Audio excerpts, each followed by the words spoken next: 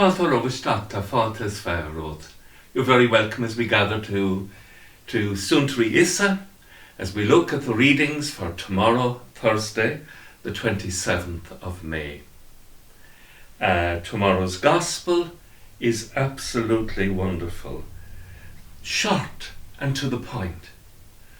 Jericho is a Greco-Roman town in Israel. It's very, very, very special.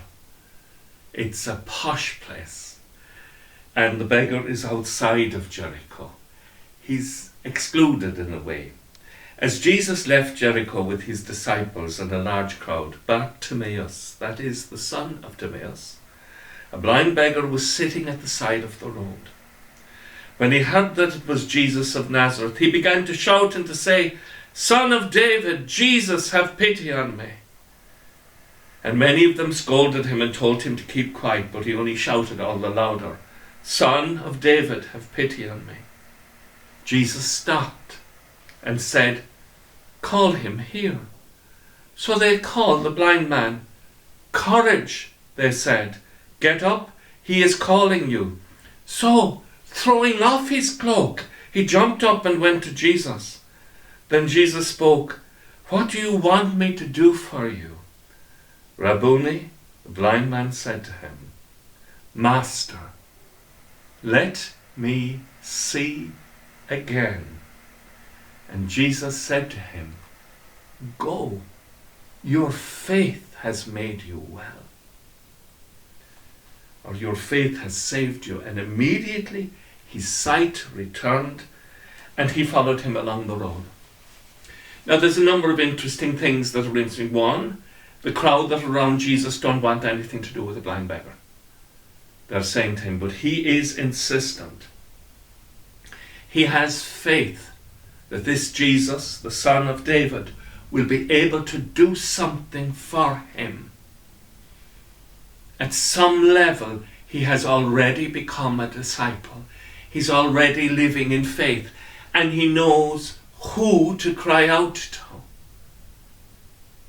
And then when Jesus calls him, he does something that is based in faith.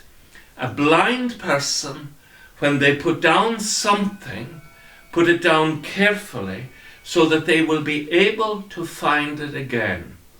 So a blind person in their house has a place for everything, and everything must be in its place, or otherwise he can't live. And the blind man does something beautiful in faith. He throws off his cloak. He's never going to be able to find it again. But he knows he's heading to healing.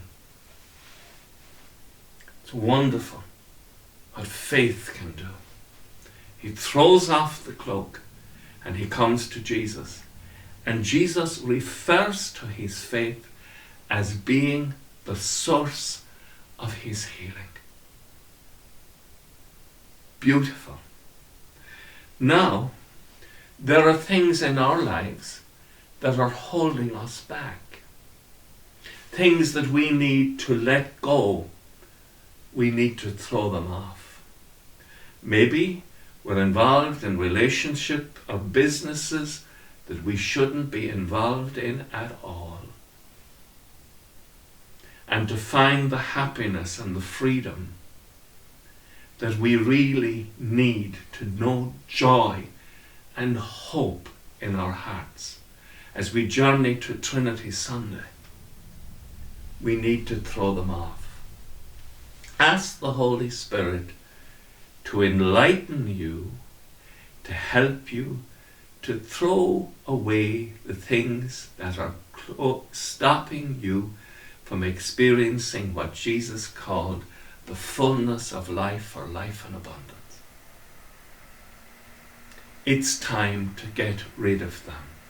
So we ask for Jesus to help us to identify them through the grace of the Holy Spirit, and to give us the grace and the courage, like Bartimaeus, to throw them away.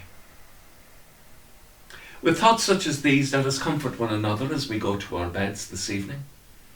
Let us have a good night's rest and wake in the morning to worship the Lord with the praise of God in our hearts and on our lips. Until we meet again in prayer, you have a lovely day. You have a lovely night. And then please God, a lovely day tomorrow.